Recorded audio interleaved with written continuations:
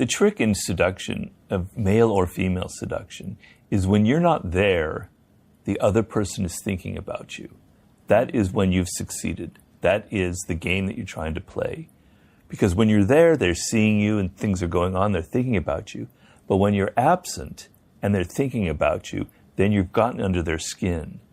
If you're not there and they're not thinking about you, then your seduction isn't working, right? Yeah. So the whole point is to create a fantasy in which they're going, One of the things I talk about is creating mixed signals. Like, people seem to be good, but they also show a little bit of an evil sign. And so the woman is thinking, who is this man? Do I really know him? What is he really about? I'm intrigued. And he's sort of touched on certain fantasy and points, and her imagination now takes over. She starts thinking about him. She starts imagining him as if he could be playing one of these great archetypes of the male seducer, right? He could be the rescuer. He could be the hero. And so because she has an imagination, a vivid imagination, she's enveloping him in all of these fantasies from her point of view. And so if the male seducer knows how to feed a little bit her imagination so that when he's not there, she starts enveloping him in this. There's the great writer Stendhal, the French writer who wrote a book on love. He compared it to these limbs of trees that have been dropped into this mine, this crystal mine in Germany. And when they pull them out, they're full of crystals. And he calls falling in love this crystallization method, where in your mind, crystals are forming, where you're imagining this person is fantastic and has all these fantasy elements. Well, if the woman has no imagination, is so matter of fact and so businesslike, you could do all of the tactics in the art of seduction, and she won't be thinking about you. She won't be enveloping you in these fantasies. Mm-hmm. What's interesting then in that imagination, I wonder if it's even worse in today's society, because you've got social media. People look online before they go on a date and they see photos of somebody, and then they have this whole imagination of what that person looks like. If that person then that's got this wild imagination where they see, let's say, a guy with a dog, and they're like, oh my God, he loves dogs. We're going to come together. We're going to have this dog family. Like, he's my person. And that whole idea of the imagination before you've even gone on the date is even more dangerous now. Probably. You're talking to somebody a little bit older. I mean, a lot older. But so I'm back in the day where I had to go to a bar, or I had to go, actually had the cojones to go pick up a woman, right? I didn't have all this crap. So yeah, if you're a male seducer, you know how to create that fantasy by having a picture of holding a little cat. Oh, he's so sensitive and wonderful, or a dog, and creating this kind of image that's going to feed women's imagination. She's hooked. He's got the little hook in her. You can take her wherever he wants. So using that and being very clever with how you present yourself with the image and the words that go with it, you can feed that imagination factor. Yeah.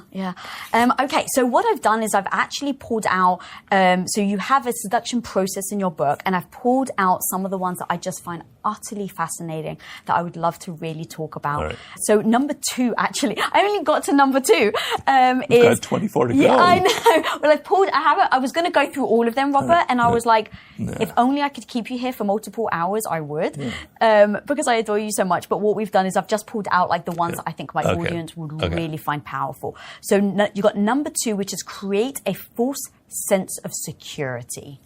So when a man's trying to seduce a woman, there's a wariness. Women have much more to lose in a seduction than the man, right? Men, they'll sleep with anybody practically, right? We all know that. A woman has much more to lose in that process. So women are wary, right? And so you have to overcome their wariness. You have to create some trust. And if you're an honest seducer, you're creating honest trust. But if you're a dishonest seducer, you're creating a false sense of trust. And one of the strategies that I talk about is you become their friend. And when you're their friend, and this is a longer seduction, this will take several months because you can't do it in a couple of days. When you become their friend, you don't seem so threatening. The trust element comes into play, right? You see them as someone who genuinely likes, for a man who wants to be their friend. Well, on one hand, it might be insulting that he doesn't see me as attractive. But on the other hand, he wants to be my friend, and it's very kind of flattering. Well, you get that friendship going, and then you inject something else. You start bringing in some of that sexual element, some of that erotic element. And the trust element that has been established makes it very difficult for the woman. She becomes very confused. And because she's been emotionally connected as a friend, it's like a bridge to creating a connection sexually. So starting off by lowering their wariness of you, their suspicion, by trying to be their friend means, oh, he's not just interested in sex, but he might be just interested in sex, but he's using this tactic to kind of lower your suspicions about him. I hate to say that it's genius, but it's actually genius. As a woman, as you're talking, I'm literally thinking to myself, yeah, you would trust him. Because in all honesty, Robert, if I went out, let's say I wasn't married, and I went out with a guy, and I was like, I'm not sure if it's a day, it's a group of us. As a woman, you absolutely have one eye open the whole time. You're like, is he going to make a move? Like, you're just aware of that constantly. If he doesn't then make a move, a week later, 2 weeks later, and he's genuinely asking me about my family. Yeah. Like, I actually completely understand why, as a woman, you were like, wow, he actually likes me. Yeah. Me for me, not me as a potential object, not me as a one-night stand. Right. And then that does allow you to lower your guard. Yeah. The way to see through that tactic is this attempt at friendship genuine or not? And that's a tricky question, right? But that opens up the whole thing about being much more sensitive to the nonverbal cues that you pick up from a person. Because what often happens with women is that they sense something is wrong with the man from the first time they meet him. But then they drop the suspicion very quickly. They think, oh, he's not so bad, or I had it all wrong. But actually that first instinct was very right. So you have to trust your instincts, and you have to trust that this person that is trying to become your friend, they're giving off signs that there's something kind of cold about it. It doesn't feel genuine, right? It feels like a tactic. And we can get into that later I would love to, actually, if you don't mind just giving us a few now. So one thing that a man will do if he's using this kind of tactic is he's in a bit of a hurry, right? Because, Jesus Christ, I don't have 6 months to become friends with this woman. I want to sleep with her tomorrow, right? So he's in a bit of a hurry. So his effort to be a friend is kind of rushed. He really likes you, right? But he's texting you, he's talking about you, asking you questions and all these other things. But it's all it seems kind of rushed. In a period of like a week or so, he's suddenly your friend now. That is a sure sign that something else is going on. Because if you genuinely want to be a friend of someone, you're willing to take your time, right? So the calculating seducer is probably after sex fairly quickly, right? Or an abusive relationship. So they're not willing to take their time in that area. But also, as I said, people who are narcissists, and that's a pretty broad category, but a big category of the cold male seducer, you can kind of pick up the signs in there. So they're asking you questions, but they don't seem genuinely interested. There's a kind of coldness in their eyes. I say the classic nonverbal cue of a narcissist is there's a disconnect between their eyes and their mouth. So they smile. Oh, yes, that's so interesting, Lisa. Yeah. But the eyes are dead. Their eyes are not. When someone's genuinely interested, the whole face lights up. You can't fake that. But what you can fake is a kind of a smile, but the eyes reveal. So there are signs that the narcissist isn't really emotionally involved. But the problem with a lot of women in this situation is they're not attentive. They're thinking about themselves. They're projecting onto the man images from their childhood, their father figures, previous men who've hurt them. They're not in the moment. They're not reading the fine-grained, nonverbal cues that the other person is getting. They're thinking about their problems, their history, their fantasies. But you have to focus. You have to be in the moment. You have to look at them and see if that interest that they're showing to be your friend is actually genuine or not. And the face will often reveal that. Ah, that's so good. One thing I'd like to add, as a woman though also, as an adult woman, I feel like I have neglected and ignored my gut intuition. Sure. And so I think a big part of it is we have the gut intuition. We've been told our whole lives, or we feel like we've ignored it. We've told not to trust it. And so now I think it actually is useful to start to learn and trust your gut intuition again, so that when that sort of thing happens, you don't go, well, it must be I must be crazy, just believe what they say. You actually listen to it and you're like, what is it that my body or my mind is trying to tell me? And if it's, I don't trust this person, then the next question is why? And I love you being able to give that tactic of look at their eyes and look at their mouth. And if there feels like there's something out of alignment, notice it and trust it. I think that's really powerful. Well, in the past, before the internet, when people were more social, and women were a little bit warier than they are now about men, right? Because becoming pregnant outside of marriage was a huge deal. They had that instinct, and it was very, very strong. A woman could pick up the signals of a cold seducer pretty quickly, but that skill has been degraded in the modern era, right? And so when you're spending so much of your time on your phone and you're judging people, the virtual thing, you're losing the sense of how to look at somebody in the moment and feel. And it's not just the thing I told you about the eyes.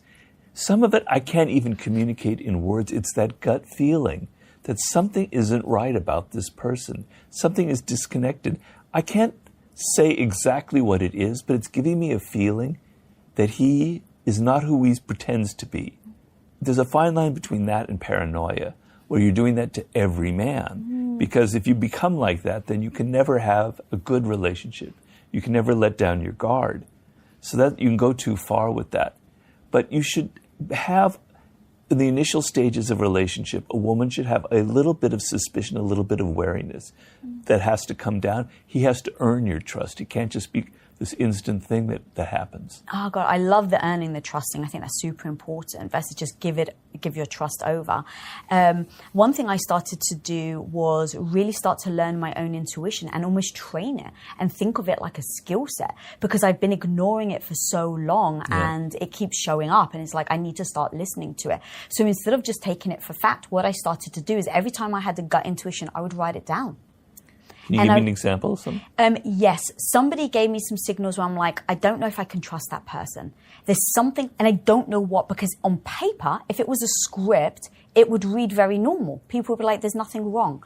But there were certain things that they said that made me think they weren't trustworthy and that they were a flake. I had zero proof, and every time I tried to articulate it, I was like, I think I'm just imagining it, but it feels real. And within a month, of course, it completely played out the way that my gut had anticipated, and they were proven to not be trustworthy. Yeah. So that allowed me to encourage myself to listen to nonverbal cues more. That's right. It's very important. Yeah. All right, I want to go on to the next one now. We're on number 3. So number 3, it is number 3. Oh, okay. I was like, I gotta reduce it. They're just so good, Robert. Okay. They're so good. You mentioned this earlier, but you said mixed signals. So talk to me about mixed signals. Well, it's a very powerful seduction technique. It preys on a very elemental part of human psychology. It's something that I don't think people are so good at anymore. But the example I give in the book is of this woman who was a fantastic seductress in the beginning of the 19th century. I believe it's Madame Recamier. She was so angelic. She was just so pure and so chaste. She played the harp. You know what? That's the instrument that angels play, right? There would be salons where she would be playing the harp, and there would be other musicians there. And she was very beautiful, and the men would going crazy about her. But then what she would do is she'd be playing the harp, and then she would shoot this man a look that said something else, something a little bit sexual, something a little bit naughty. But then it was gone, and she was playing the harp again. And he'd be going, what the hell was that? Did I just pick up some kind of interest in me that was physical? But then she went back. She's such so angelic. She's so unlike that, right? What is it? Well, that triggers the fantasy element, right? The person is a puzzle. And the problem today, and people are so obvious. They're so goddamn obvious. They're on the internet. They're saying, here's what I have for breakfast. Here's what I love. I'm just opening myself up and this is who I am, right? But seduction involves a little bit of mystery, a little bit of fantasy. It's not like everyday life. It's not like things on Instagram. It's something different. It's theater. That's what's exciting about it, okay? So if you're the male seducer, he will be someone who seems very trustworthy, very honest, very solid. He got an MBA. He's working for Goldman Sachs.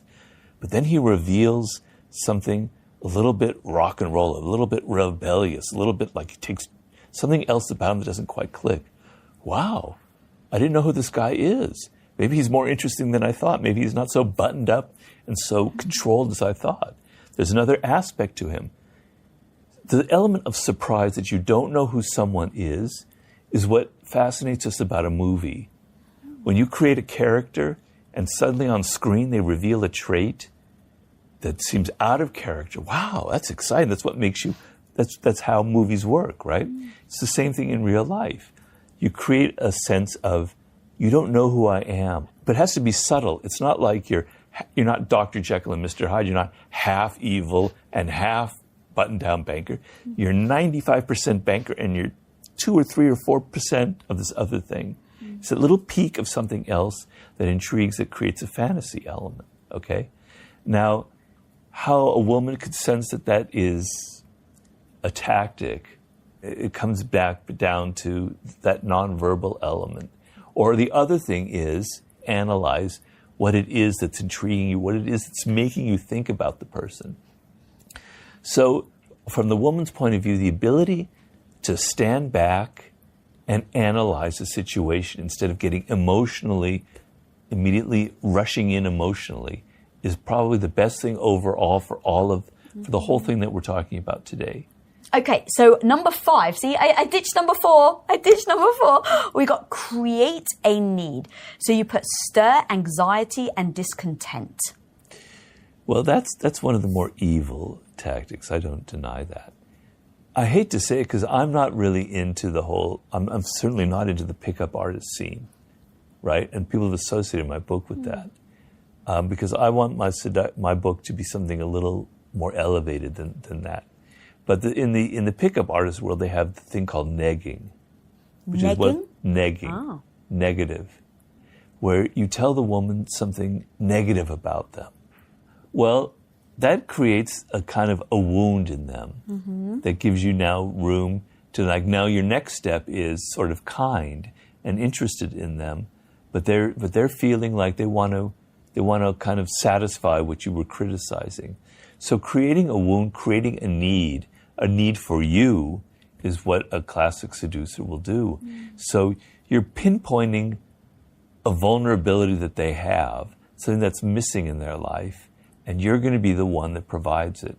So if you actually create the need in them by something you say, and then you're the one to satisfy it, it's a very, very potent seduction technique. Now, the thing that happened with the game and the pickup artist scene in Los Angeles is that so many men were using these tactics, were using that negging tactic, that the moment a woman heard that, she knew this guy's a pickup artist, and they weren't interested in it. So it stopped working after a while. But if you see a man doing that, if he's like kind of criticizing you in a subtle way, but then it's covered up by other things going on, maybe feel like that was a tactic, that wasn't genuine, that he was doing that to kind of make me feel insecure, because an insecure person is more vulnerable to being seduced than a totally secure person. Yeah. The problem is when you're insecure, if they touch on your insecurity in that moment, I don't think you think they're trying to touch on my insecurity. You almost think, ouch, that really hurt. God, I knew I was bad at that. See, I told you so. And it almost reconfirms what you're thinking instead of highlights that they're trying to